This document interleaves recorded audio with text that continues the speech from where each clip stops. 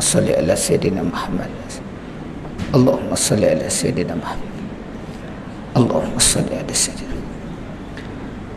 Assalamualaikum warahmatullahi wabarakatuh. Al-Fatihah. A'udzu billahi minasy syaithanir rajim. Bismillahirrahmanirrahim. Alhamdulillahi rabbil alamin arrahmanir rahim maliki yaumiddin. Iyyaka na'budu wa iyyaka nasta'in ihdinas siratal mustaqim siratal ladzina an'amta 'alaihim ghairil maghdubi 'alaihim waladdallin. Alhamdulillahilladzi 'allama bil qalam 'alamal insana ma lam ya'lam. Asyhadu an la ilaha illallah wahdahu la syarika lah wa asyhadu anna sayyidana Muhammadan abduhu wa rasuluh. Allahumma salli salatan kamilatan wa sallim salaman taman ala sayyidina Muhammadin alladhi tanhalu bil uqad wa tanfar bil qurab wa tuqda bihil khawaij wa tunali biraghaib wa husnul khawatim wa yastasqal amama jahil karim wa ala alihi wa sahbihi fi kulli lamhati wa nafasin dari kulli ma'lumin lak. Allahumma annal haqqa haqqa warzuqna ittiba'an al-batilan batila warzuqna tinaba. Qala rabbi ishrah li sadri wa yassir li amri wahlul 'uqdatam min lisani yafqahu qawli. Qul subhanaka la 'ilma lana illa ma 'allamtana innaka antal alimul hakim. Wala haula wala quwwata illa billahil azim. Fa in asdaqal hadisi kitabullah khairal hadi Muhammad sallallahu alaihi wasallam sarul umuri muhdatsatuha wa kullu muhdatsatin bid'ah kullu bid'atin dalalah. Fa qala Allah ta'ala fil kitabil aziz. A'udzu billahi minasy syaithanir rajim. Yarfa'illahu allazina amanu minkum wallazina utul ilma darajat. Shadaqallahul azim. Alhamdulillah, syukur kepada Allah Ta'ala yang mana dengan limpah dan kurnianya kita masih diberikan Allah Ta'ala nikmat yang sebesar-besarnya nikmat, yakni nikmat iman dan nikmat Islam. Sehingga kan hari ini dah awal Zulhizzah. Awal ke ni? Awal dah. Awal Zulhizzah. Kita orang yang dipilih oleh Allah Subhanahu wa taala untuk mentaati perintahnya. Perintah yang baru sekejap tadi sama-sama kita lakukan. Kita selaku hamba-Nya wajib mentaatinya. Dan sama-samalah kita berusaha untuk meninggalkan segala yang ditegah dilarang oleh Allah Subhanahu wa taala. Baik tegahan ataupun larangan itu yang haram maupun yang makruh-makruh. Yang saya muliakan afadil Tuan Imam, Tuan Pengusi, Tuan Bilal, Tuan Siak, para ejek surau yang berbahagia, para ustaz-ustaz, tuan-tuan guru, pucuk pimpinan masyarakat, ketua-ketua persatuan penduduk, seterusnya muslimin dan muslimat, anak-anak yang dirahmati Allah sekalian. Ucap tahniah yang baru berbuka puasa, lagi-lagi boleh sambung besok 9 hari. Ya kan? Sambung tak? InsyaAllah.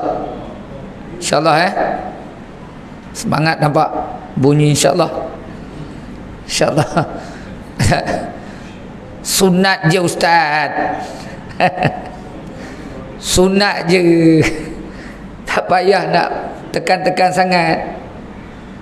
2 hari tarwiyah dengan Arafah dah lah. Okey lah tu. Okey tu. Dapat 2 hari pun okey. Tapi kalau mula esok lagi okey. InsyaAllah, mudah-mudahan. Kadang ada tak ada yang mengingatkan benda ni. Kadang bila dengar datang majlis ilmu baru ingat. Ada tuan-tuan, sehari je puasa tuan-tuan boleh rujuk di dalam hadis riwayat Muslim, hadis yang nombor 1977. Hadis riwayat Muslim, orang yang puasa sehari je pada hari Arafah, Allah Ta'ala ampunkan dosanya setahun yang lalu dan setahun yang akan datang. Kadang terlepas juga hari tu. Hari Arafah hari apa tu? Hari Khamis ke Rabu? Rabu tak? Hari Rabu. Kadang terlepas. Ada tuan-tuan muslimin dan muslimat sekalian, elok-eloknya kalau mampu besok mulalah 9 hari. Orang yang puasa 9 hari ni tuan-tuan muslimin dan muslimat sekalian, Allah Ta'ala bagi ganjaran pahala seramai orang yang berpuasa tu menunaikan haji. Masya Allah tuan-tuan muslimin dan muslimat sekalian. Tapi terkadang pasal benda sunat, oh nak kena mujahadah betul ustaz, kerja kat pejabat ustaz, bukan senang tak senang puasa sunat. Hari ni Isnin je susah, terlepas hari Isnin. Ada, saya dah sebut yang lepas kan, Ibnu Athaillah menyebut dalam kitab Al-Hikam, orang yang di dalam dada dia tu ada lensa dunia, tidak akan masuk iman ke dalamnya. Saya dah sebut yang lepas, tak akan masuk iman ke dalamnya. Dibagi tahu macam mana pun tetap kata alah sunat je ustaz, tak payah buat, tak apa. Ada tuan-tuan, sebab apa? Ada lensa dunia, ada cerminan dunia di dalam hati. Tapi kalau insya-Allah tuan-tuan muslimin dan muslimat sekalian, dengan kita baca iman kita, dengan adanya datangnya satu Dzulhizzah, pagi besok kita mulakan nawaitu Somah hadid, saja aku puasa yaumul apa? Besok Syahrul Dzulhizzah, bulan Dzulhizzah tuan-tuan, lillahi ta'ala, terus niat 13 jam. Rasanya tak mati kok. Mati ke? Pasal puasa sunat ustaz, gastrik. Gastrik, alhamdulillah tak ada alhamdulillah tak ada, insya-Allah. Nak kena niat, betul-betul niat. Tuan-tuan muslimin dan muslimat sekalian, Allah, ikut peringkat umur kita ni, mulakanlah puasa yang sunat-sunat, insya-Allah. Mudah-mudahan Allah Ta'ala bagi kesihatan tubuh badan kita. Mudah-mudahan Allah Ta'ala ganjarkan pahala orang yang berpuasa dengan doanya dimakbulkan oleh Allah Subhanahu Wa Ta'ala. Tuan-tuan, tak ada dinding, Allah Ta'ala makbulkan doa, insya-Allah. Mudah-mudahan tuan-tuan. Tapi sekurang-kurangnya kalaupun tak boleh 9 hari kita berpuasa, sehari pun jadi. Hari Tarwiyah susah ustaz, hari yang ke-8 tu susah, 1 hari dah lah ustaz. Hari Arafah dah. Tuan-tuan muslimin dan muslimat sekalian, simbolik hari Arafah tuan-tuan muslimin dan muslimat sekalian, berlaku tuan-tuan haji perpisahan. Kita tahu dengan cerita tu, bila ayat turun al-yauma akmaltum lakum dinukum wa atmamtum alaikum nikmati wa raditu lakumul islami dina, ayat yang ketiga dalam surah Al-Maidah tu. Tuan-tuan muslimin dan muslimat sekalian, sebab apa tuan-tuan? Hari Arafah itu juga diminta untuk memperbanyakkan kita berdoa. Berdoa, khairud doa, sebaik-baik doa doa yaumul Arafah, doa pada hari Arafah. Banyakkan berdoa, banyakkan bertaubat, banyakkan memohon keampunan kepada Allah Subhanahu Wa Ta'ala. Tuan-tuan muslimin dan muslimat sekalian, yang simbolik padang Arafah, pertemuan di antara tuan-tuan Nabi Adam alaihissalam. Tuan-tuan muslimin dan muslimat sekalian, setengah ulama ada menceritakan 40 tahun keluar daripada surga, setengah ulama ada mengatakan 100-200 tahun baru jumpa di padang Arafah, iaitu di Jabal Rahmah. Tuan-tuan muslimin dan muslimat sekalian, itu pasal kata ulama, tuan-tuan,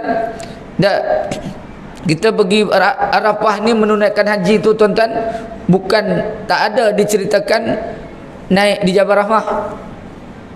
Arafah tu janji di bawah tu semua pun tak payah naik di atas Jabal Rahmah tu, dah Arafah dah.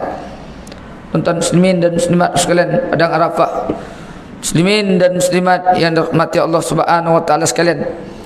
Jadi di situ juga ada satu syariat yang disyariatkan oleh kita di dalam surah yang ke-108. Allah Taala berfirman di dalam surah itu, tuan-tuan, fasholli li rabbika wanhar, maka sembahyanglah dan kata Allah Ta'ala sembelihlah kurban. Dan bagi kita tuan-tuan yang mampu mengikut mazhab Imam Abu Hanifah, kata tuan-tuan berkorban ni hukumnya wajib. Wajib. Mengikut Imam Malik, guru daripada Imam Syafi'i, pun kata wajib. Tuan-tuan, itu pasal dengar dan amal sama-sama bila kita mengaji ni. Ikut Imam Syafi'i, kata tuan-tuan, disebut dan wajib ke atas Nabi sallallahu alaihi wasallam dan sunat muakkad ke atas hambanya yang bermukim. Sunat muakkad. Tuan-tuan muslimin dan muslimat sekalian, jadi kalau tahun lepas kita dah kurban, tahun ni tak payah macam tu. Ada tahun lepas dah lah ustaz, tahun ni naik lagi. Berapa ratus ni? 8,5. Elok lagi ada yang 88. Ada. Tahun ni naik lagi ustaz, 550. Tahun lepas pun 800. Tak, tahun ni tak payah. Tuan-tuan muslimin dan muslimat sekalian. Tak. Sedangkan ada satu hadis daripada Aisyah radhiyallahu anha yang kita perdengarkan pada Jumaat yang lepas. Kalau kita tak tidur dengar hadis tu. Tapi kalau tidur, sayonara. Tuan-tuan muslimin dan muslimat sekalian. Dan tidak ada hari itu yang paling dicintai oleh Allah Subhanahu wa taala, melainkan hari itu mereka yang melakukan penyembelihan binatang kurban. Hari yang paling dicintai. Tuan-tuan, bahkan disebut di dalam surah yang ke-22 ayat 37, bukan darah dan daging yang tersampai pada Allah Subhanahu wa taala, namun takwa minkum, ketakwaan kita kepada Allah Subhanahu wa taala. Tu pasal tuan-tuan muslimin dan muslimat sekalian dituntut kurban ni. Berkorban tujuannya untuk apa? Untuk mendekatkan diri kita kepada Allah Subhanahu wa taala semata-mata. Sebab apa?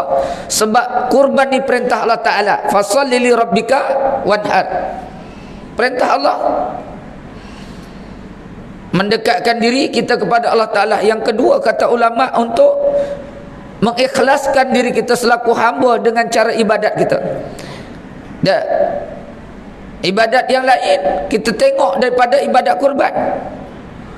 Bila kurban kita berikan kepada orang lain, tadi daging yang kita sembelih, yang kita masuk dalam bahagian tu bukan kita kaut, kita bawa balik ke rumah semua. Sebahagian saja. Dan sebahagian kita bagi pada orang lain dengan cara ikhlas. Tuan-tuan, untuk jadi hamba yang terus mengikhlaskan diri kita cara ibadat dengan cara apa yang Allah Ta'ala perintahkan. Nampak tuan-tuan gambaran-gambaran seumpama tu tuan-tuan muslimin dan muslimat sekalian. Walaupun seekor kambing wakil satu keluarga, boleh tak?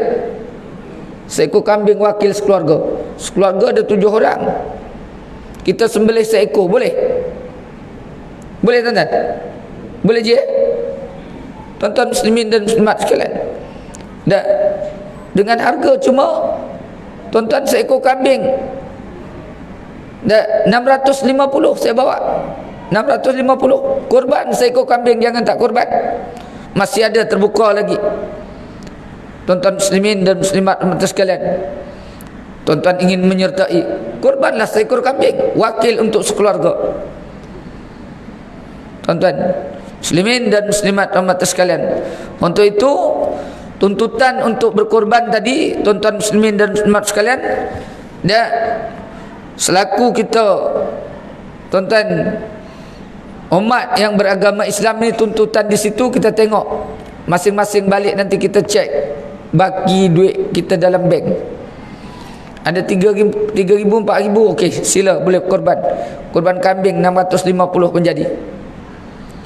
Kakak-kakak yang di sebelah kanan tu, kalau ada pakai gelang 2 urat tu, kurangkan seurat. Tak ada, tak pakai. Tak ada tu. Ya, tak dibawa ke surau, simpan kat rumah. Ada, kurangkan 1 urat untuk ikut berkorban, serta korban seekor kambing baru 600,500. 600,500. Tak pakai gelang lah. Dalam beg. Gelang tak pakai kat dalam beg. Beg besar-besar tu memang letak dalam beg. Dengar tu orang lelaki, gelangnya kat dalam beg, kata Kak Jah.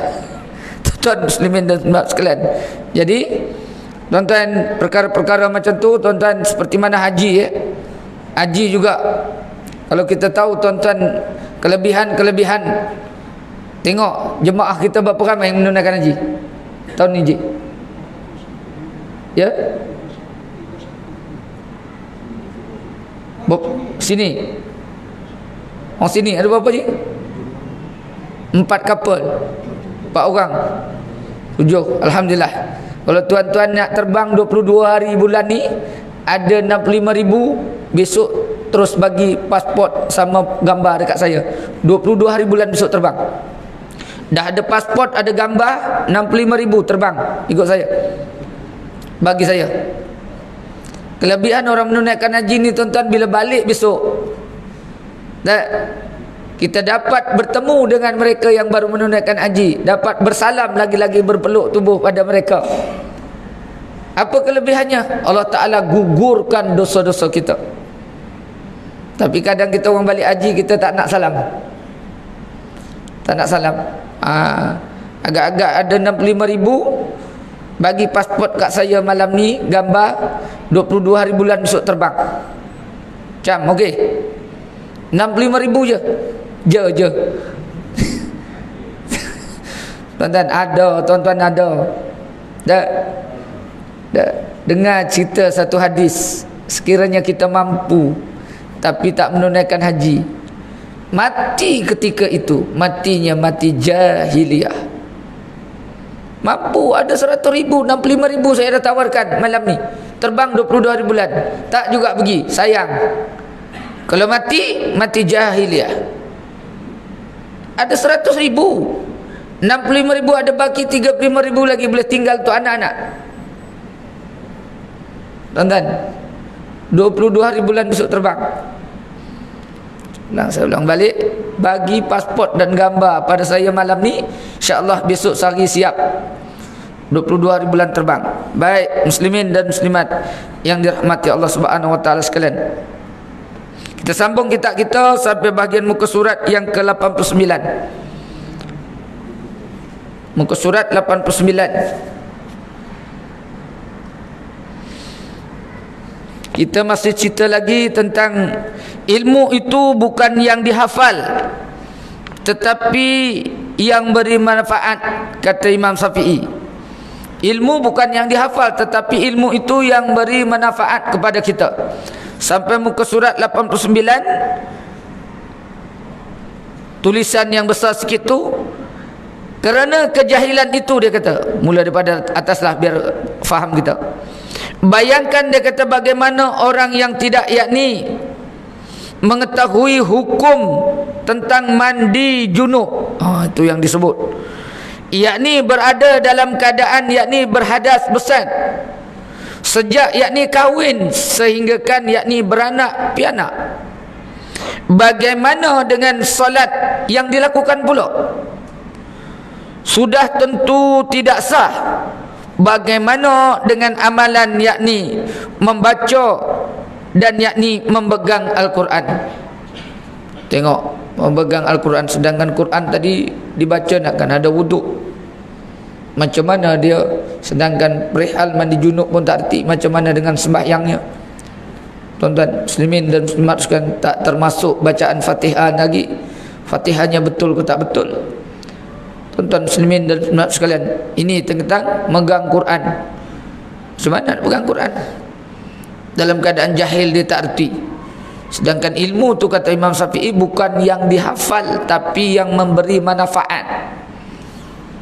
Baik katanya, kerana kejahilan itu Al-Quran mukjizat yakni teragung daripada Allah Ta'ala kepada Nabi Muhammad sallallahu alaihi wasallam untuk menjadi panduan umatnya. Hanya yang diketahui pada namanya saja, tuan-tuan.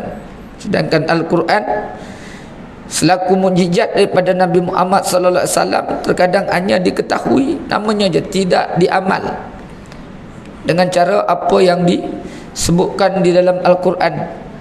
Dan kata Imam Nawawi, tuan-tuan, dia sebut di dalam kitabnya Adab-adab membaca Al-Quran.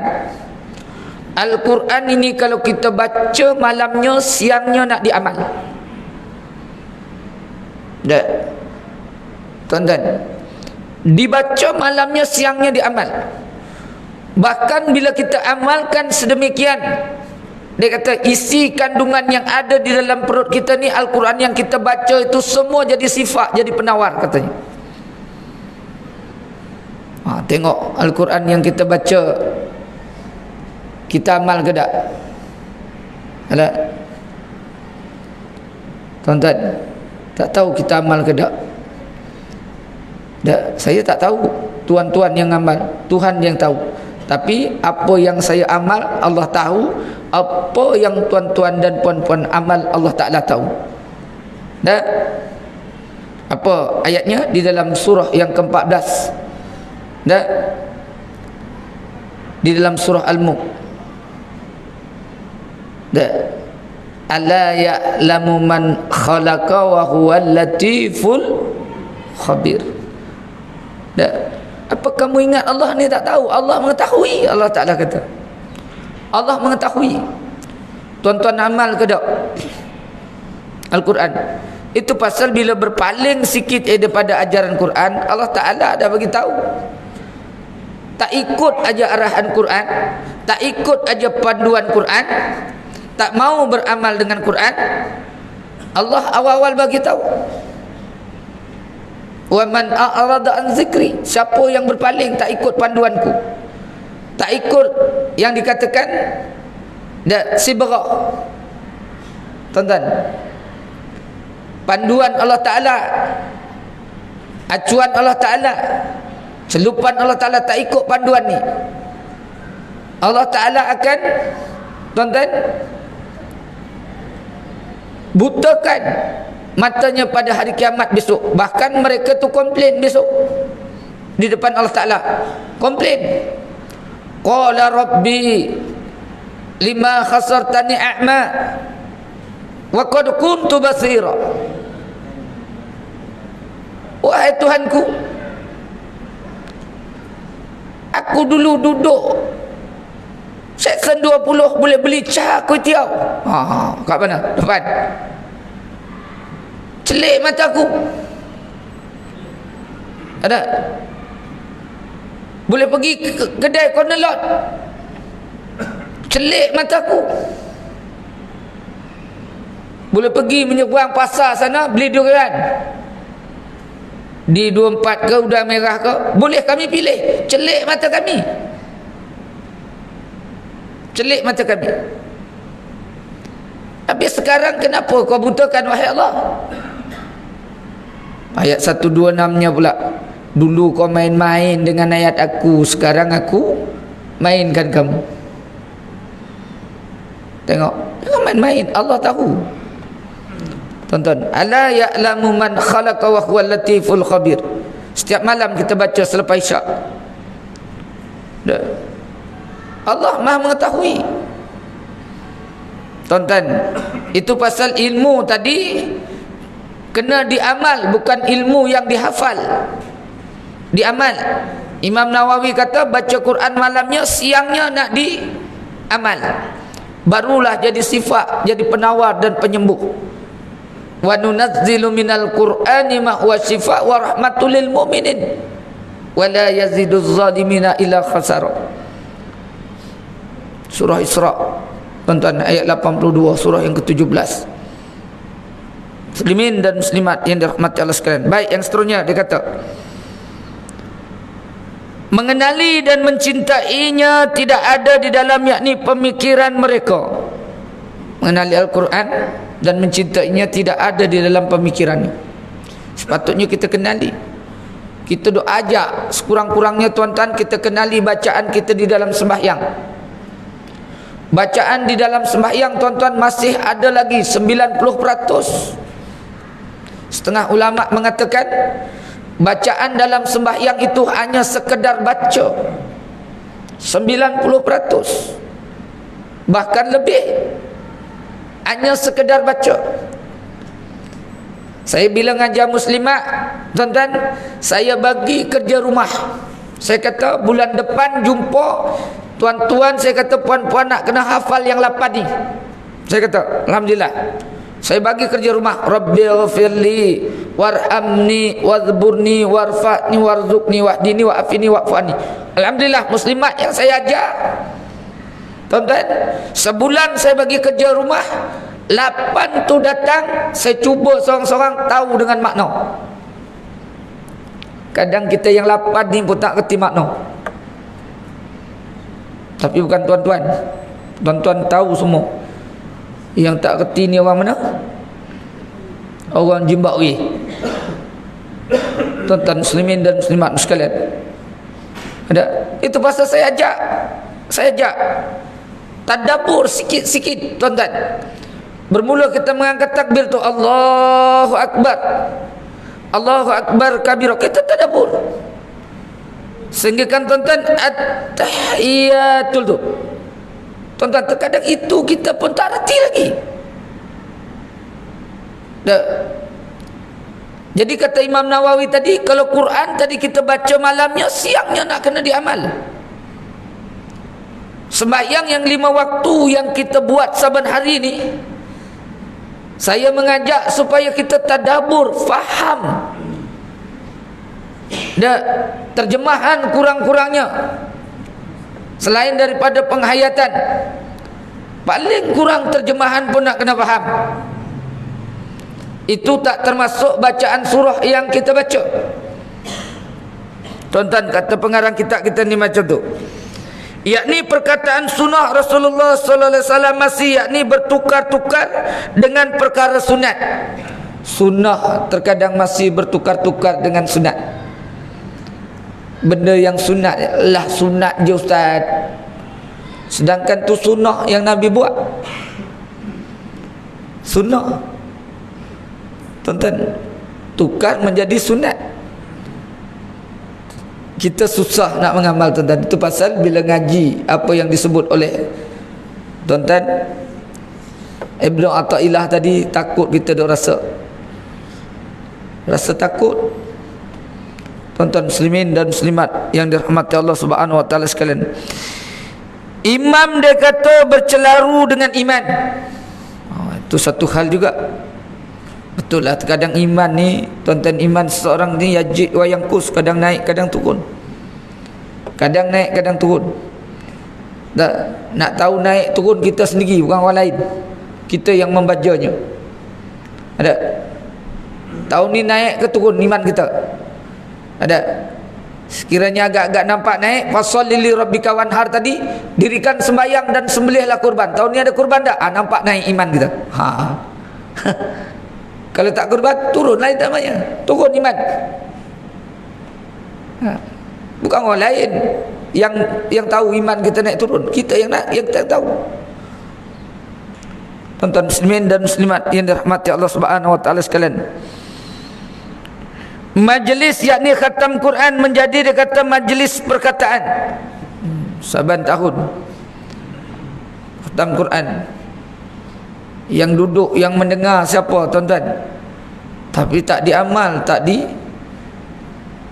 ditegakkan syariatnya yang dalam Quran.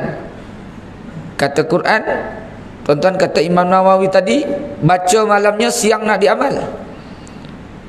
Kalau ini yang kita ikut apa yang disebut oleh Imam Nawawi tadi di dalam adab membaca Quran tadi, tuan-tuan, mesti dan pasti tuan-tuan semua ikut syariat yang disyariatkan Al-Quran. Tidak ada lain.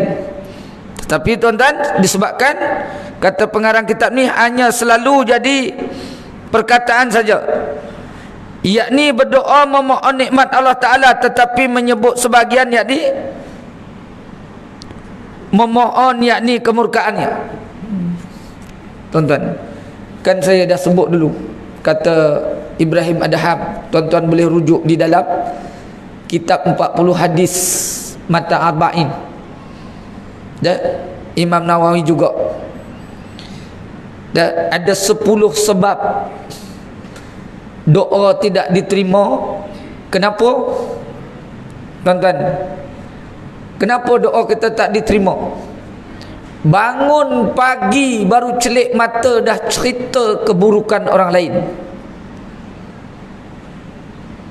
Baru bangun pagi, baru celik mata dah cerita keburukan orang lain. Siap minta maaf tu nak mengumpat. Nak mengumpat orang lain minta maaf. Minta maaf lah.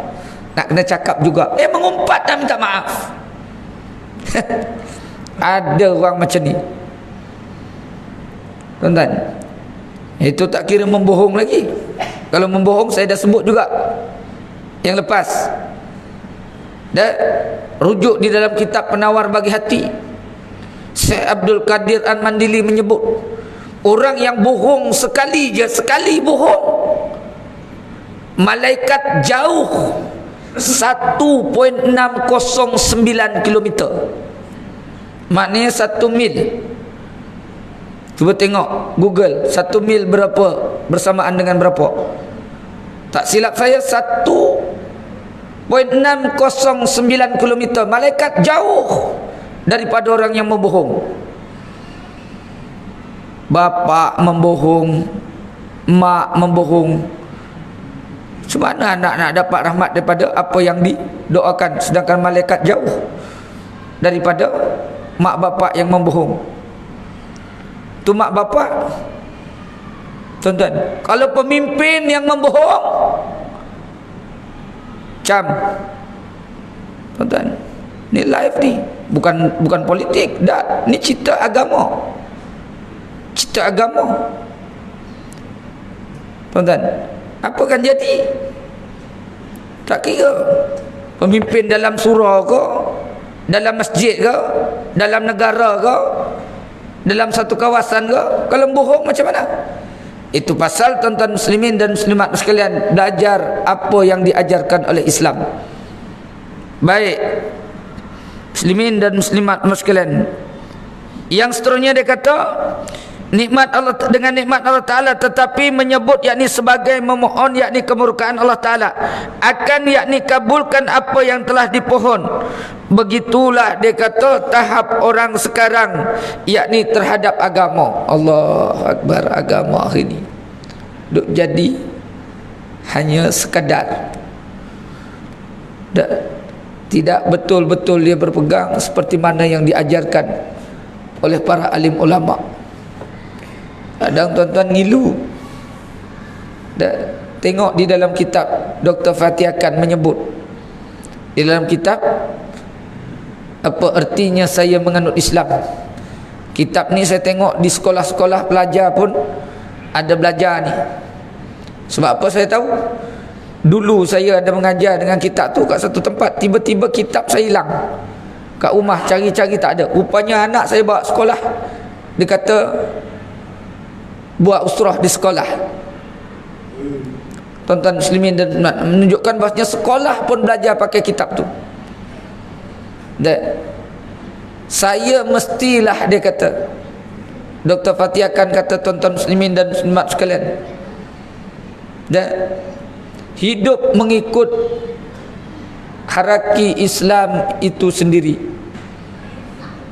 Tuan-tuan, Muslimin dan muslimat umat sekalian, yang sepatutnya berpandukan dengan cara itu apa yang diceritakan di dalam kitab tuan-tuan yang saya sebut tadi, Dr. Fatihkan.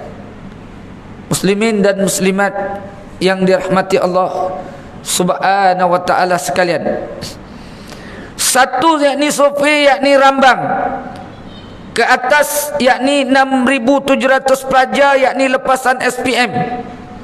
1,660 tidak tahu mengucap, 1,500 lagi tak tahu apa itu rukun iman. Tuan-tuan, 1,660 tak reti mengucap. Tuan-tuan, 1,500 lagi tak reti apa itu rukun iman. Lulusan SPM. Jadi macam mana? Ni kata pengarang kitab ni, tuan-tuan. Apa kan jadi? Dah kita ibu bapa kat rumah, kita yakin dia belajar dah dapat, kita tak ulang kaji, kita tak tanya. Tak tanya balik dah solat ke belum. Tapi kan tuan-tuan, tuan-tuan tanya semua. Dah. Sampai kat rumah habis sembahyang, lepas sembahyang kita tak suruh dia pegang Quran, ambil Quran, baca Quran. Tak suruh pun, kita biarkan. Tuan-tuan muslimin dan muslimat sekalian, satu keadaan yang amat farah. Bagi laluan azan sekejap. Sekejap aja habis.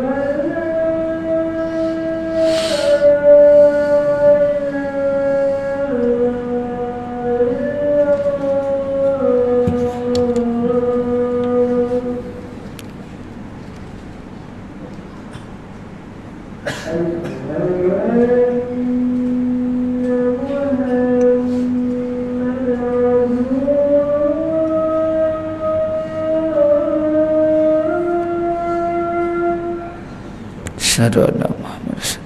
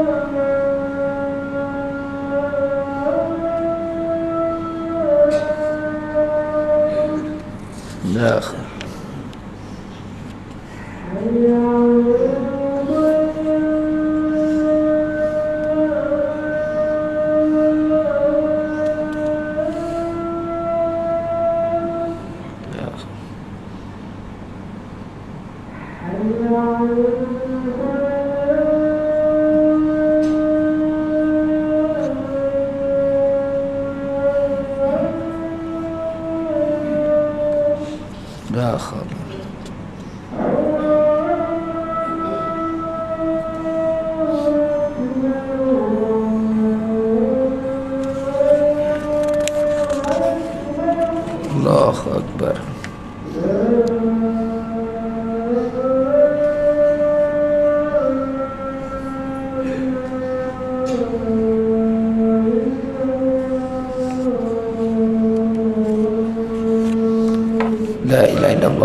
Rasulullah sallallahu alaihi wasallam. Allahumma salli ala sayyidina Muhammadin nabiyil ummi wa ala alihi washabihi barik wa sallim.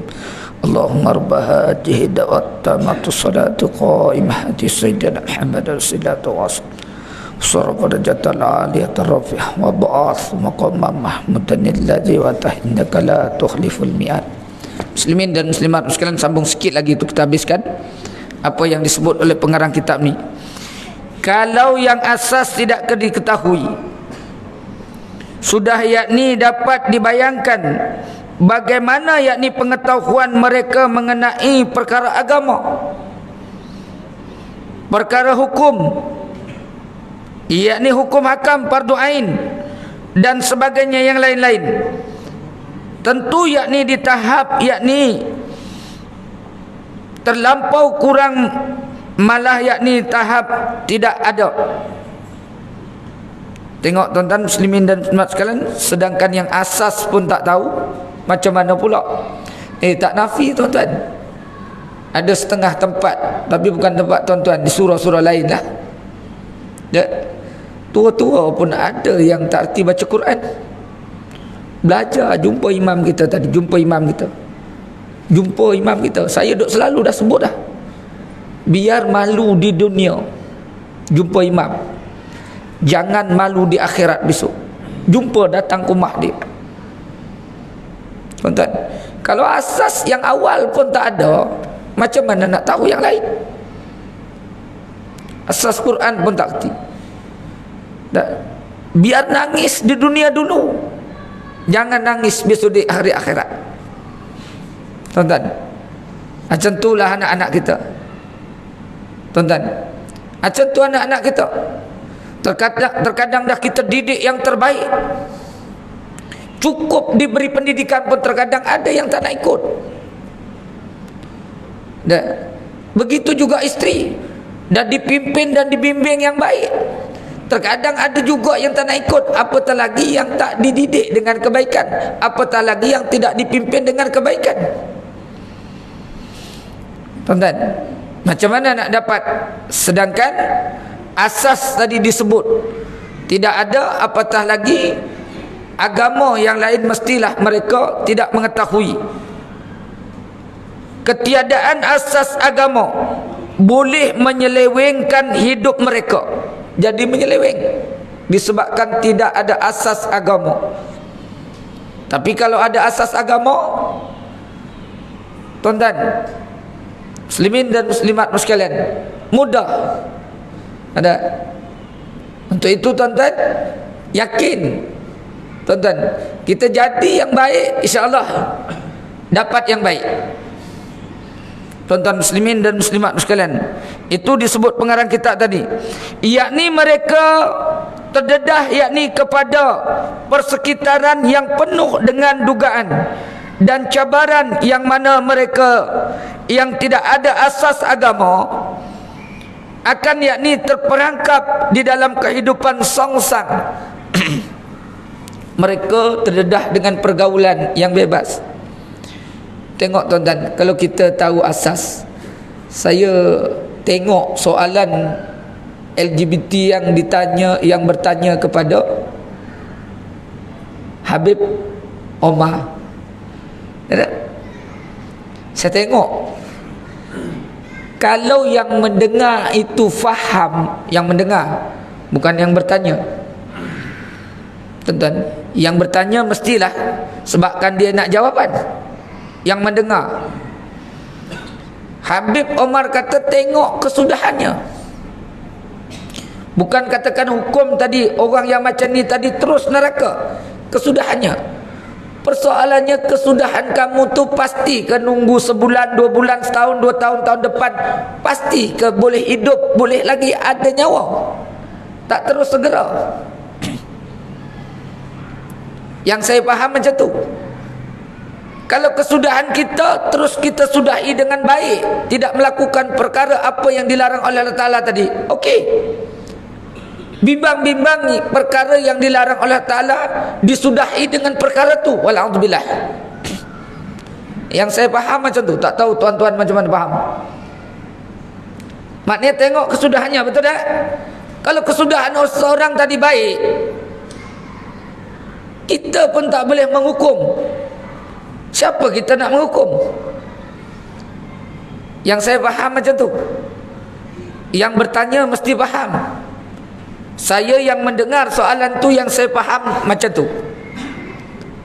Tuan-tuan muslimin dan muslimat sekalian, harap-harap dengan soalan orang yang macam tu, semua yang mendengar faham.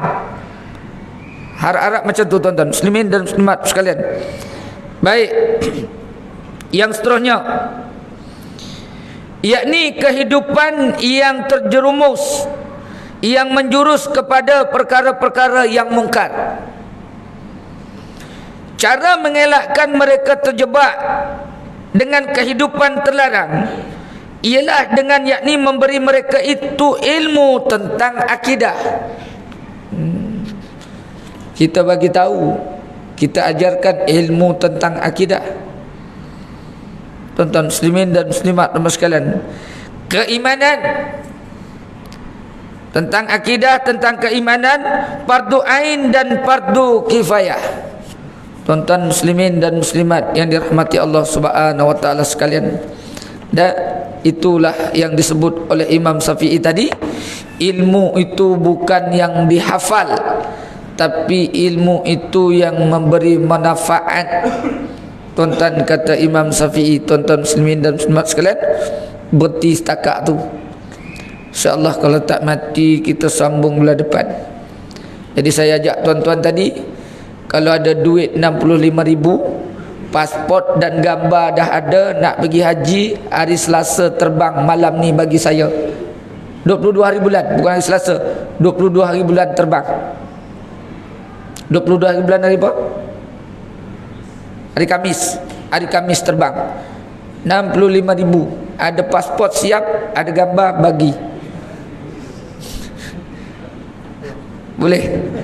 InsyaAllah. Terus saya hantar kat pejabat. Itu yang pertama.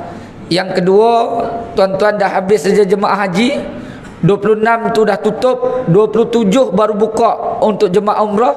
27 hari bulan tu saya terus terbang bawa jemaah umrah. Tuan-tuan, yang nak ikut boleh ikut dengan saya. Saya yang pimpin daripada Malaysia sampai balik Malaysia. Tuan-tuan, trip yang kedua tuan-tuan 9 hari bulan 8. Ini pakej termurah. Pakej termurah 7,000 lebih. Trip yang ketiga 24 hari bulan. Maknanya saya landing 2 hari, 2 hari, 3 hari. 2 hari, 2 hari, 3 hari. Terbang terus. Tuan-tuan muslimin dan muslimat sekalian yang ingin menyertai umrah bersama dengan saya, ya, ada baki-baki duit yang saya sebut tadi, nak korban seekor kambing 600,500 bagi saya malam ni, ikut korban. Ya, tuan-tuan muslimin dan muslimat sekalian, yang seterusnya biasa. Dan tuan-tuan, kita cerita tentang Quran tadi. Kita di rumah malas nak pegang Quran yang besar-besar tu. Jadi ada Juzuk Amma ni. Juzuk Amma ni tuan-tuan, siap ada terjemahan dia. Kita boleh hafal Juzuk Amma ni, dengan adanya kitab ni kita boleh hafal insya-Allah. Rajin kita buat. Setiap hari kita buka, kita buka, kita buka.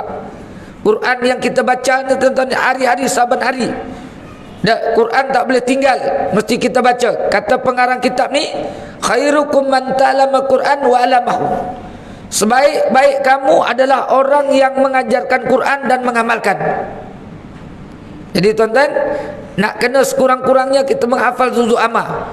Di luar tu ada kitabnya. Tuan-tuan, Ustaz Sobri Arsad yang mengarang kitab ni, yang menulis. Tuan-tuan, dapatkan di luar tu. Biasa ya, di luar tu ada macam-macam. Tuan-tuan, yang saya bawa roti saya buat sendiri. Lama tuan-tuan tak minum air tebu Haji Nordin kan? Dah hari Jumaat. Tuan-tuan, lama dah kat luar tu ada. Dah tuannya yang sama yang Haji Nordin bawa dulu. Tuan yang sama, insya-Allah. Dah ada kepuk Kelantan, ada kopi kunyit hitam, ada kopi Peria, ada. Tengok dekat luar tu ada cincin cantik-cantik tuan-tuan. RM10 je cincin. RM10. Tengok cincin kat luar. Dapatkan kat luar tu. Qul qouli hadza astaghfirullahaladzim li wa lakum. Assalamualaikum warahmatullahi wabarakatuh. Subhanakallah. Bismillahirrahmanirrahim. Wal 'asr. A'udzu billahi minasyaitonir rajim. Bismillahirrahmanirrahim. Alhamdulillah rabbil alamin. Wassalatu wassalamu ala asyrafil anbiya'i wa ala alihi washabihi ajmain. Allahumma shalli ala sayyidina Muhammad Muhammad. Allahumma ighfir lana dzunubana wa liwalidina warhamhum kama rabbana shighara. Jami'il muslimin dan muslimat birahmatika ya arhamar rahimin. Allahumma ja'al hadza zaman marhamatukum baraka masumah haqqa haqqa warzuqna tibana batila batila warzuqna tanabah. Rabbana atina fid dunya hasanah wa fil akhirati hasanah wa qina adzabannar. Sallallahu ala sayyidina Muhammad wa ala. Walhamdulillahi rabbil alamin. Taqabbalallahu minkum. Ada pen. Pen. Tada.